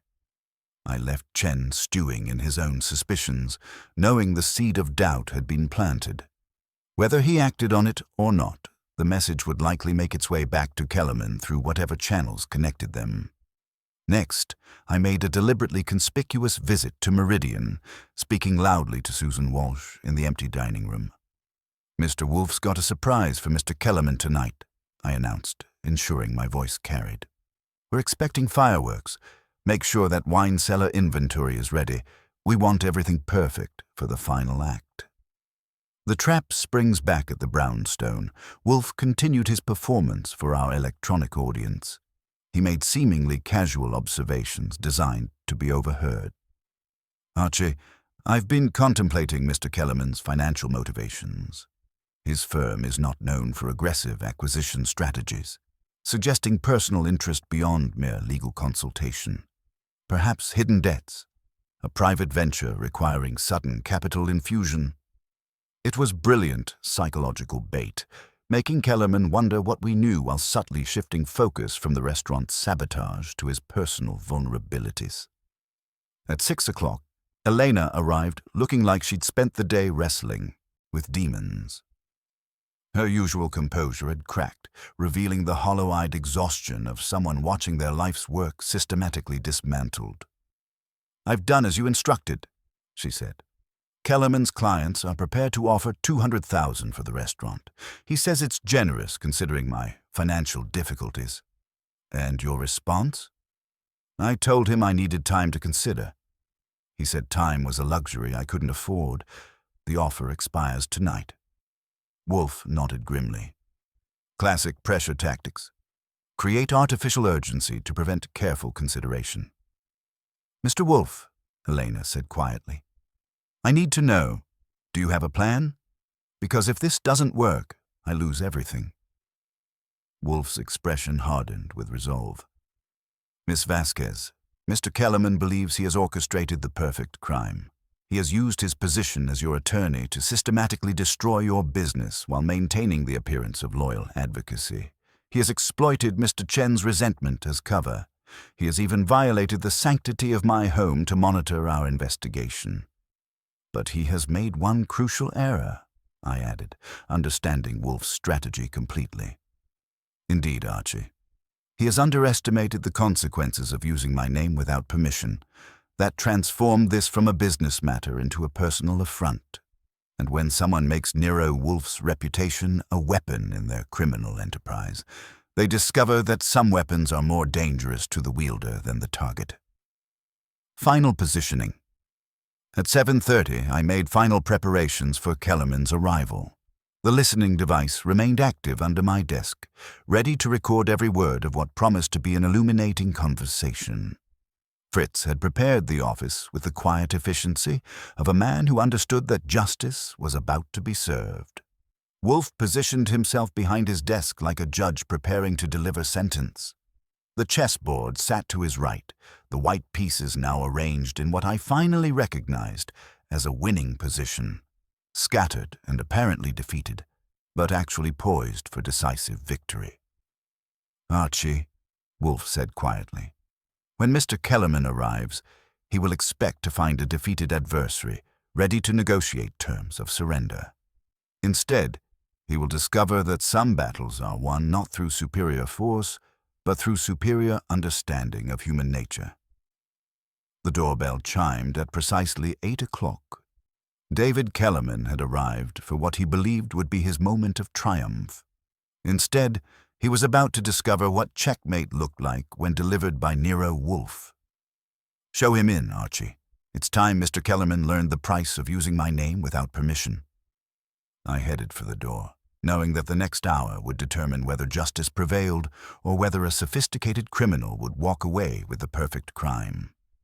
But looking at Wolfe's expression, calm, confident, and coldly determined, I had no doubt about the outcome. The positioning was complete. The trap was set. Now came the endgame. The doorbell's chime at 8 o'clock sharp announced the arrival of our final player, and I opened the door to find David Kellerman standing on our stoop with the confident bearing of a man who believed he held all the winning cards. His silver hair was perfectly groomed, his charcoal suit impeccable, and his smile carried the satisfaction of someone about to close a particularly profitable deal. "Mr. Goodwin," he said smoothly, "I trust this evening will resolve Miss Vasquez's unfortunate situation to everyone's satisfaction." I ushered him into the office, where he found considerably more company than he'd expected. Elena sat rigid in the client chair, her face a mask of controlled tension. James Morrison occupied a chair near the wall, looking like a man awaiting judgment, while Jennifer Walsh sat beside him, pale but resolute. Sarah Kim and Tony Ricci stood quietly by the bookshelves, their expressions grim but alert. The air held the charged quality of a courtroom between verdict and sentencing. Wolfe sat behind his desk like a judge preparing to deliver sentence, his massive frame radiating the kind of quiet authority that made smart people reconsider their life choices.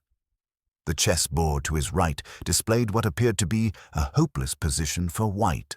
Pieces scattered, king exposed, defeat seemingly inevitable. But I was beginning to understand that appearances in Wolfe's hands were often carefully cultivated weapons. "Mr. Kellerman," Wolfe said without preamble, "we have been expecting you." Kellerman paused, taking in the assembled company with the quick assessment of a man accustomed to reading rooms. His confidence flickered slightly, but his professional mask remained intact.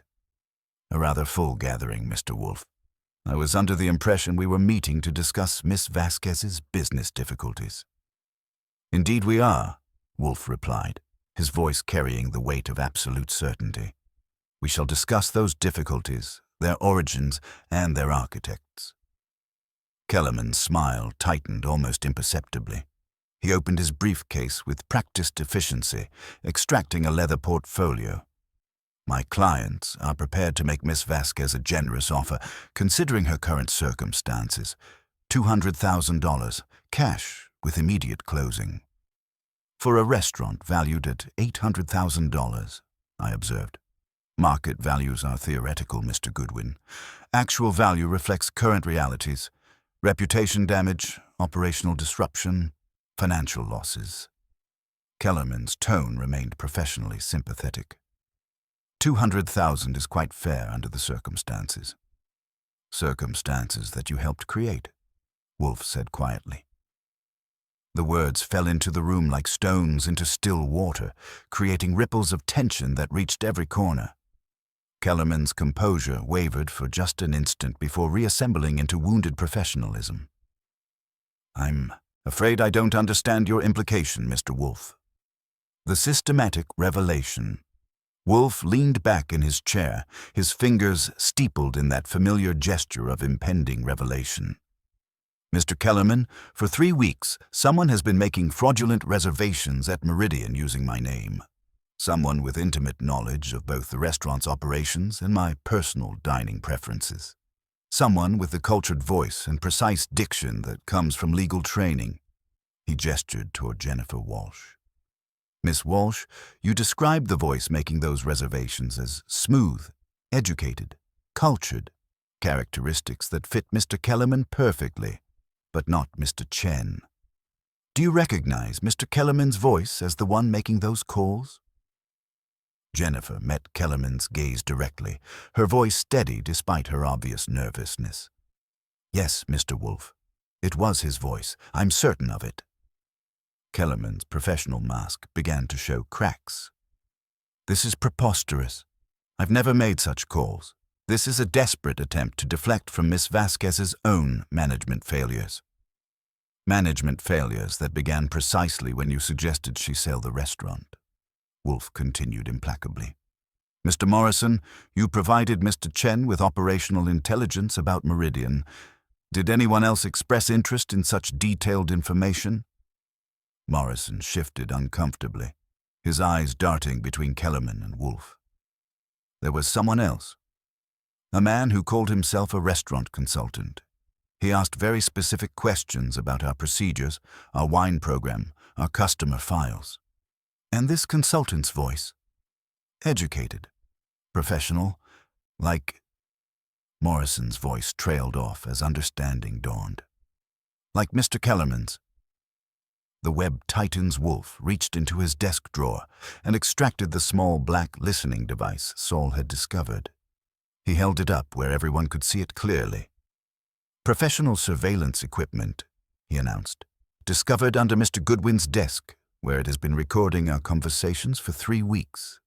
The same 3 weeks during which someone with intimate knowledge of our investigation has been staying one step ahead of our inquiries." Kellerman stared at the device like it was a coiled serpent. "That could have been placed by anyone." "Could it? Then you won't object to providing fingerprint samples for comparison with the prints Saul recovered from this device?" The silence that followed was deafening. Kellerman's composure finally cracked completely, revealing the calculating predator beneath the professional facade. Furthermore, Wolfe continued, Saul Panzer has traced the ownership of Culinary Consulting Associates. The shell company used to contact Miss Walsh. It's registered to the same address as your law firm, Davies, Thorne and Associates. Kellerman's jaw worked silently as his carefully constructed empire of deception collapsed around him. The trap springs. The telephone rang, cutting through the tense atmosphere. I answered on the first ring, knowing this was the moment Wolfe had been orchestrating. Meridian, came Susan Walsh's voice through the speaker. We have a call regarding the midnight reservation. I hit the speaker button so the room could hear. Put him through. A click, then the familiar, cultured voice filled the office. Yes, good evening. This is Nero Wolfe. I need to confirm my party of 6 for midnight tonight. The duck confit, as previously arranged, and a half case of the 2015 Chassagne Montrachet. Every eye in the room turned to Kellerman. His face had gone ashen, but he remained silent. Certainly, Mr. Wolfe, Susan replied. May I have a callback number? Not necessary. We don't anticipate any changes. I cut the connection and looked directly at Kellerman. Interesting coincidence, wouldn't you say? The same voice Miss Walsh identified, making another reservation in Mr. Wolfe's name. The final confrontation. Wolfe's voice cut through the charged silence like a blade. Mr. Kellerman, you have orchestrated a masterpiece of legal manipulation. You gained Miss Vasquez's trust as her attorney, then systematically destroyed her business from within. You coordinated attacks on her credit, her reputation, her operational capacity. You created artificial urgency through escalating crises, then positioned yourself as the sympathetic advocate, offering the only solution, immediate sale to your clients at fire sale prices. Marcus Chen, who had been silent throughout the revelation, suddenly erupted. You used me. You told me it was about getting justice, about what I deserved. What you deserved, Mr. Chen, Wolfe said coldly, was to be discarded once your usefulness expired. Mr. Kellerman had no interest in your petty revenge. He was interested in acquiring valuable real estate at distressed prices, using your grievances as convenient cover. Kellerman stood abruptly, his mask of professional courtesy finally abandoned. You can't prove anything that would stand up in court. Circumstantial evidence and wild theories won't convict anyone. Perhaps not, Wolfe conceded, but they will certainly destroy your professional reputation. The New York State Bar takes a dim view of attorneys who systematically prey upon their own clients. And, I added, the newspapers would find this story fascinating. Prominent attorney destroys clients' businesses for personal profit. That's front-page material. Justice delivered Wolfe leaned forward, his eyes blazing with cold fury. Mr. Kellerman, you have violated the trust of your clients, engaged in criminal conspiracy, and committed fraud. But your gravest error was presuming to employ my name and violate the sanctity of my home in pursuit of your tawdry machinations. He reached for the telephone. The police are on their way, Mr. Kellerman. Mr. Goodwin made the call before you arrived. They will be most interested in the testimony of these witnesses, the financial records Saul has compiled, and the listening device that has so conveniently recorded your reactions to this evening's revelations.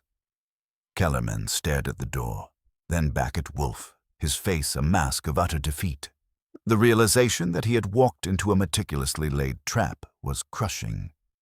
Elena, her eyes blazing with newfound strength, picked up the contract Kellerman had brought and deliberately tore it in half. The ripping sound echoed through the silent office like a gunshot. The offer is declined, she said quietly. As the police sirens wailed in the distance, growing closer, Kellerman sank back into his chair like a man who had finally understood the true cost of his ambitions. Mr. Kellerman, Wolfe said with quiet finality, you attempted to use my reputation as a weapon in your criminal enterprise. Instead, you discovered that some names should never be appropriated without permission. The consequences, as you have learned, are more severe than you imagined. The office gathering had served its purpose. Justice had been delivered with the methodical precision that was Nero Wolfe's trademark, and the sanctity of the brownstone had been restored. But most importantly, David Kellerman had learned that when you declare war on Nero Wolfe's reputation, you had better be prepared for total defeat. The game was over, the mastermind exposed, and the web of deception finally unraveled by the one man who had refused to let his name be used as a tool of destruction. The police sirens wailed their approach through the October night, their urgent cry cutting through the charged silence of Wolfe's office like a blade through silk. David Kellerman sat rigid in his chair, his silver hair no longer perfectly groomed, his expensive suit somehow diminished by the weight of exposure. The confident attorney who had entered our sanctuary an hour ago was rapidly transforming into something smaller, more desperate, more human. Wolfe sat behind his desk, with the immovable presence of a judge preparing to deliver sentence. The chessboard to his right displayed its endgame position. White's scattered pieces revealed as having been perfectly positioned for victory all along. It was, I reflected, an apt metaphor for what was about to unfold. "Mr. Kellerman," Wolfe said, his voice carrying the measured cadence of absolute certainty. "You have enjoyed the luxury of concealment for 3 weeks. That indulgence has now expired." Kellerman's knuckles went white as he gripped his briefcase handle. "This is preposterous, Mr. Wolfe. I'm Miss Vasquez's attorney. If she's had business difficulties, that's unfortunate, but hardly criminal." Indeed. Wolfe's eyes never left Kellerman's face. "Let us examine those difficulties with the precision they deserve. The systematic deconstruction." Wolfe leaned forward slightly, a gesture that commanded absolute attention from everyone in the room. "The fraudulent reservations made in my name required 3 distinct types of knowledge.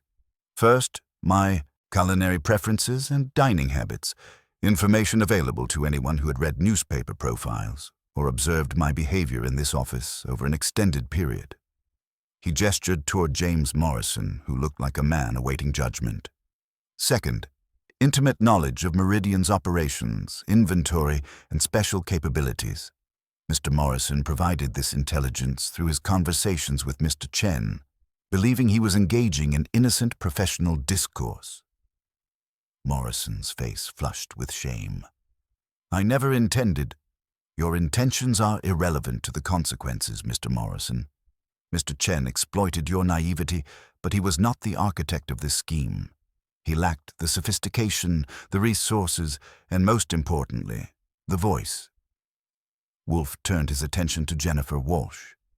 "Miss Walsh, you described the caller making these reservations as possessing a cultured, educated voice with precise diction. This description eliminated Mr. Chen as a suspect. His manner of speech is aggressive, direct, lacking the refinement you observed." Jennifer nodded, her voice steady despite her obvious tension. "It was definitely Mr. Kellerman's voice, Mr. Wolfe. I'm certain of it." "But how could you be certain of something so sophisticated?" Kellerman interjected, desperation creeping into his voice. "Voice identification is notoriously unreliable." Wolfe's lips compressed into that thin line that meant someone was about to discover what a serious mistake looked like. "Because, Mr. Kellerman, you have just provided us with a demonstration." The technical evidence. From his desk drawer, Wolfe extracted the small listening device Saul had discovered. He held it up where everyone could see it clearly, its electronic components glinting in the office light. "Professional surveillance equipment," he announced. "Discovered beneath Mr. Goodwin's desk, where it has been recording our conversations for precisely 3 weeks. The same period during which someone with uncanny knowledge of our investigation has been staying 1 step ahead of our inquiries." Kellerman stared at the device like it was a coiled serpent. That could have been placed by anyone. "Could it?" I said, opening the folder Saul had provided.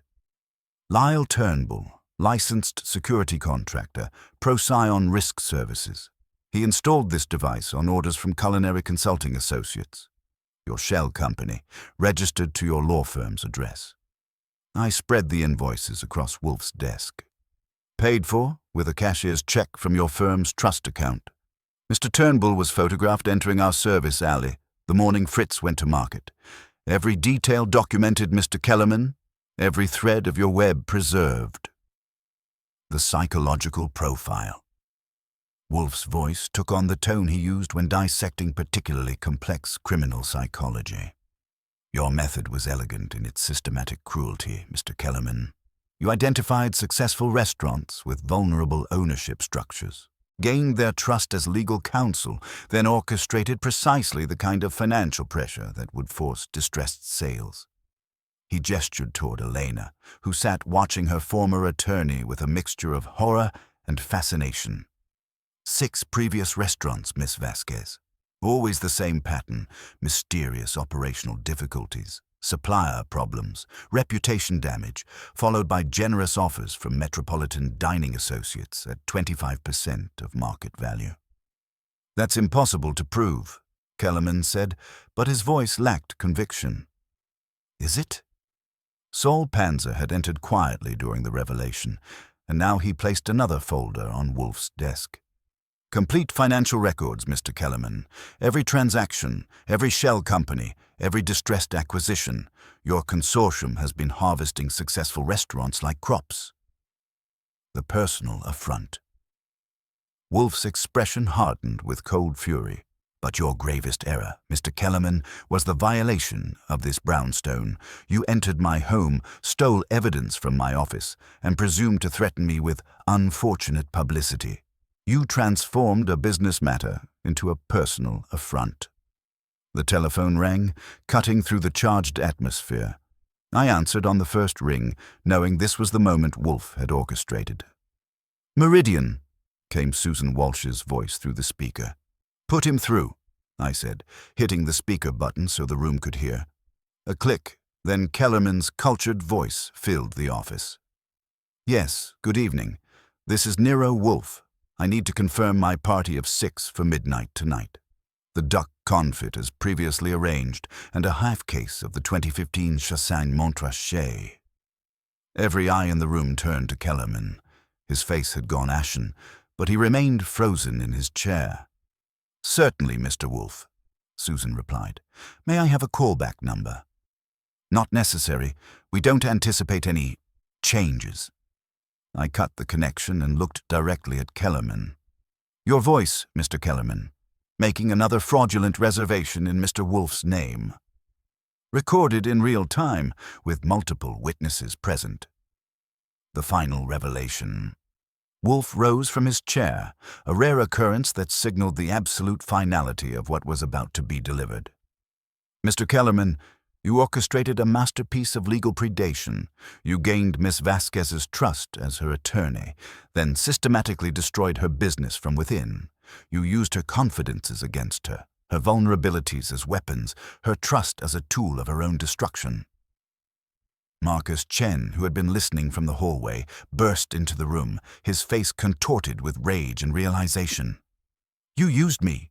You told me it was about justice, about what I deserved, but it was just about money." "What you deserved, Mr. Chen," Wolfe said coldly, "was to be discarded once your usefulness expired. You were never the architect of this scheme, merely a convenient tool, providing both operational intelligence and a plausible alternative suspect." The police sirens had stopped outside our door. Heavy footsteps echoed in the hallway as Inspector Kramer and his men approached the office. "Mr. Kellerman," Wolfe said with quiet finality, "you attempted to use my reputation as a weapon in your criminal enterprise. You discovered that some weapons are more dangerous to the wielder than the target. The consequences, as you are about to learn, are more severe than you imagined." Justice delivered. The office door opened to admit Inspector Kramer and 2 detectives from the DA's office. Kramer took one look at the assembled company, and the evidence spread across Wolfe's desk and grunted his understanding. "What have you got for me this time, Wolfe?"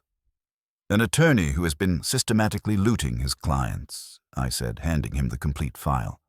professional surveillance, fraud, conspiracy, and criminal breach of fiduciary duty. Kellerman made one last desperate attempt at dignity. You can't prove anything that would stand up in court. This is all circumstantial. On the contrary, Wolfe said quietly. We have the listening device with your fingerprints, the shell company registered to your address, the invoices paid from your trust account, the recorded phone calls, and the testimony of multiple witnesses. The web you wove so carefully has become your shroud, Mr. Kellerman. As the handcuffs clicked around Kellerman's wrists, Elena stood and deliberately tore his purchase contract in half. The ripping sound echoed through the silent office like a gunshot. The offer, she said quietly, is declined. The aftermath. After the police had taken Kellerman away and the office had emptied of everyone except Elena, the brownstone began its return to normalcy. The violation had been addressed, justice delivered, and the sanctuary restored. Mr. Wolfe, Elena said, her voice thick with emotion. I don't know how to thank you. You saved everything, my restaurant, my reputation, my life's work. Wolfe settled back into his chair, reaching for the beer Fritz had quietly provided. Miss Vasquez, you survived Mr. Kellerman's assault because you possessed something he could never understand. Genuine passion for your craft. That passion, properly channeled, will serve you well in rebuilding what he sought to destroy. He took a thoughtful sip of beer. And Miss Vasquez, in the future, retain counsel you can interrogate. Ask for invoices in plain English. Do not confuse patronage with protection. As Eleanor prepared to leave, she paused at the door. Will Meridian recover? It will more than recover, Wolfe said with quiet confidence. It will thrive. Justice, Miss Vasquez, has a way of seasoning success with a particularly satisfying flavor. The door closed behind her, and the brownstone settled into its familiar quiet. The chessboard still displayed its endgame position. White's apparent weakness revealed as perfect positioning for victory. It was, I reflected, exactly the kind of elegant solution that Nero Wolfe specialized in delivering. Well, I said, loosening my tie. That was illuminating. Kellerman really thought he had the perfect crime. Wolfe's eyes glittered with something that might have been satisfaction. Perfect crimes, Archie, exist only in the minds of imperfect criminals. Mr. Kellerman's fatal flaw was believing that intelligence without wisdom and cunning without conscience could triumph over justice guided by genuine understanding of human nature. The case was closed, the mastermind exposed, and the brownstone sanctuary restored. David Kellerman had learned the hard way that some names should never be appropriated without permission, and that when you declare war on Nero Wolfe's reputation, you had better be prepared for total, methodical, and absolutely final defeat. The reveal was complete, and justice had been served with the precision that was Nero Wolfe's trademark. The silence that settled over the brownstone after Kramer's men had bundled Kellerman away was not merely the absence of noise, it was the profound exhalation of a house that had endured violation and emerged victorious. Fritz moved through the office with the methodical precision of a field marshal restoring order after battle, returning every displaced item to its ordained position. The saffron resumed its rightful place in the spice rack, the truffle oil sat exactly where it belonged, and even the air seemed to shed its tension like a discarded coat. Wolfe remained in his chair, eyes closed, his massive frame radiating the satisfaction of a general whose strategic patience had achieved total victory. He was not sleeping, Wolfe never slept in that chair, but rather allowing the intricate machinery of his mind to disengage from the demands of justice and return to its preferred state of contemplative repose. I poured myself a generous measure of scotch and settled back to watch the brownstone heal itself. The listening device was gone, the evidence catalogued, and David Kellerman was beginning his journey toward a federal prison cell. Sometimes justice arrives at the table fashionably late, but it always orders the most satisfying meal. Morning reckonings. The next morning brought headlines and telephone calls in equal measure. Kramer's gravelly voice carried the satisfaction of a man who'd watched a sophisticated criminal discover what overconfidence costs. "Thought you'd want to know, Wolfe," he said, his tone mixing grudging respect with professional satisfaction. "Kellerman copped a plea this morning, 5 to 7 years, full restitution to 17 victims, and permanent disbarment. The DA says it's the most systematic case of attorney fraud they've prosecuted." "And his consortium?" I asked. "Metropolitan Dining Associates is being dissolved. Turns out half their investors didn't know their money was being used to destroy the businesses they thought they were legitimately acquiring. The ones who were ignorant are cooperating fully. The ones who weren't are lawyering up." After Kramer hung up, Wolfe opened his morning beer with the deliberate ceremony of a man whose world had been properly restored. "Mr. Kellerman discovered that intelligence divorced from conscience is ultimately self-defeating, Archie. He mistook proximity to trust for ownership of it." The telephone rang again. Elena Vasquez, her voice carrying warmth that had been absent during the dark weeks of her ordeal. "Mr. Wolfe, I wanted you to know that Meridian reopened last night. We're fully booked for the next 6 weeks, and the New York Magazine critic is publishing a review tomorrow that calls us a restaurant that has emerged from systematic sabotage stronger and more focused than ever before."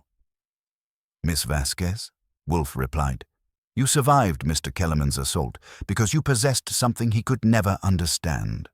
Genuine passion for your craft. That passion, properly protected, will serve you well." The symbolic feast. That evening, Wolfe made one of his rare departures from the brownstone sanctuary. Meridian occupied a corner space on East 78th Street, its windows glowing with the golden light that promises exceptional food and civilized company. Elena met us at the door, her smile carrying the confidence of someone who had faced systematic destruction and emerged victorious. "Your table is ready, Mr. Wolfe, and tonight the duck confit is prepared exactly as you would have it, with cognac, black truffles, and absolute attention to detail." The irony was delicious. The very dish that had been weaponized to destroy Elena's reputation was now being prepared to celebrate her resurrection. The dining room hummed with the quiet energy of success.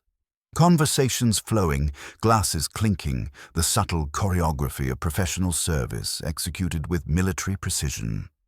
When the duck confit arrived, it was a masterpiece. The meat falling from the bone, the black truffle sauce adding earthy complexity that spoke of genuine culinary artistry rather than mere technical competence. The 2015 Chassagne Montrachet paired perfectly, its mineral notes complementing the richness of the dish. "Exceptional," Wolfe pronounced after his first taste. "This preparation surpasses even my expectations, Miss Vasquez. You have transformed adversity into excellence." As we lingered over the wine, Elena stopped by our table. "Mr. Wolfe, I can never adequately thank you. You didn't just save my restaurant. You taught me that the greatest enemies are often those we trust most." "Miss Vasquez," Wolfe replied, "you learned to distinguish between genuine advocacy and sophisticated predation. That knowledge will serve you in all future endeavors." Philosophical closure. The walk back to the brownstone was pleasant, the October air crisp with the promise of winter. Wolfe moved with the satisfied pace of a man who had dined well and seen justice properly served. "What lesson does this case offer regarding human nature?" I asked as we climbed our front steps. Wolfe paused, considering. "That appetite is amoral, Archie. It seeks its objects without reference to ethics. In gastronomy, we govern appetite with discrimination, choosing what to eat, when, and how. In law and commerce, we govern it with rules, chief among them fidelity. Fiduciary duty is not mere ornamentation, it is a chain. Without it, appetite devours the very table on which it feeds." We settled into the office, Fritz having prepared the evening's coffee service with his usual quiet efficiency. The familiar surroundings, Thousands of books, comfortable chairs, the subtle aroma of excellent cuisine reminded me that some sanctuaries are worth defending against all comers. Mr. Kellerman exploited the fundamental assumption that attorneys serve their clients' interests rather than their own. Wolfe continued. He weaponized trust, turning it into an instrument of destruction. But he made one crucial error. He involved me personally. That transformed a business matter into a question of honor. I loosened my tie and settled back in my chair. So the brownstone returns to normal. No more midnight callers, no more listening devices, no more systematic destruction of innocent restaurants. For the moment, Wolfe conceded. The world is a perpetual wellspring of human folly and avarice, Archie. Our tranquility is merely a temporary respite between acts of the ongoing drama. He reached for his book. Tonight it was Brillat Savarin on the physiology of taste, because why not? And the room resumed its familiar pulse. Outside, the city performed its eternal dance of ambition and appetite, success and failure, justice and injustice. But inside the brownstone, order reigned supreme. Final observations. The case files were closed, the evidence properly catalogued, the criminals appropriately punished. David Kellerman would spend the next 5 to 7 years contemplating the cost of using other people's reputations as weapons in criminal enterprises. Marcus Chen had learned that revenge, when pursued without wisdom, often serves others' purposes rather than one's own. And Elena Vasquez had discovered that surviving systematic destruction often produces strength that no future adversity can shake. The violation of our sanctuary had been addressed, the threat neutralized, and the natural order restored. Fritz's kitchen was once again inviolate. My desk was free of electronic parasites, and Wolfe's name was no longer being appropriated by scoundrels with delusions of criminal genius. Well, I said, raising my brandy in a mock toast. Another case closed, another reputation restored, another lesson delivered about the inadvisability of declaring war on Nero Wolfe. Wolfe's eyes glittered with something that might have been satisfaction. Indeed, Archie, perhaps Mr. Kellerman has learned that some names should never be appropriated without permission. The consequences, as he discovered, are invariably more severe than anticipated. He closed his book and fixed me with that familiar look that meant he was about to deliver his final comment on the case. Trust must be kept, Archie. Fides servanda est. When it is broken by those charged with preserving it, only justice can restore the proper order. And justice, like a perfectly prepared meal, is best served with absolute attention to detail and complete satisfaction guaranteed. I grinned and raised my glass again. Here's to justice, then, and to making sure that when someone calls for a midnight reservation under your name, they get exactly what they deserve. Wolfe grunted, his version of agreement, and returned to his book. The brownstone settled back into its familiar rhythms, the sanctuary restored, dinner properly digested, and all right with our particular corner of the world. Some victories, I reflected, are worth savoring slowly, like a perfectly aged wine or a case closed with absolute precision. The midnight reservation had been permanently cancelled, and Nero Wolfe's reputation remained exactly where it belonged, in his own capable hands.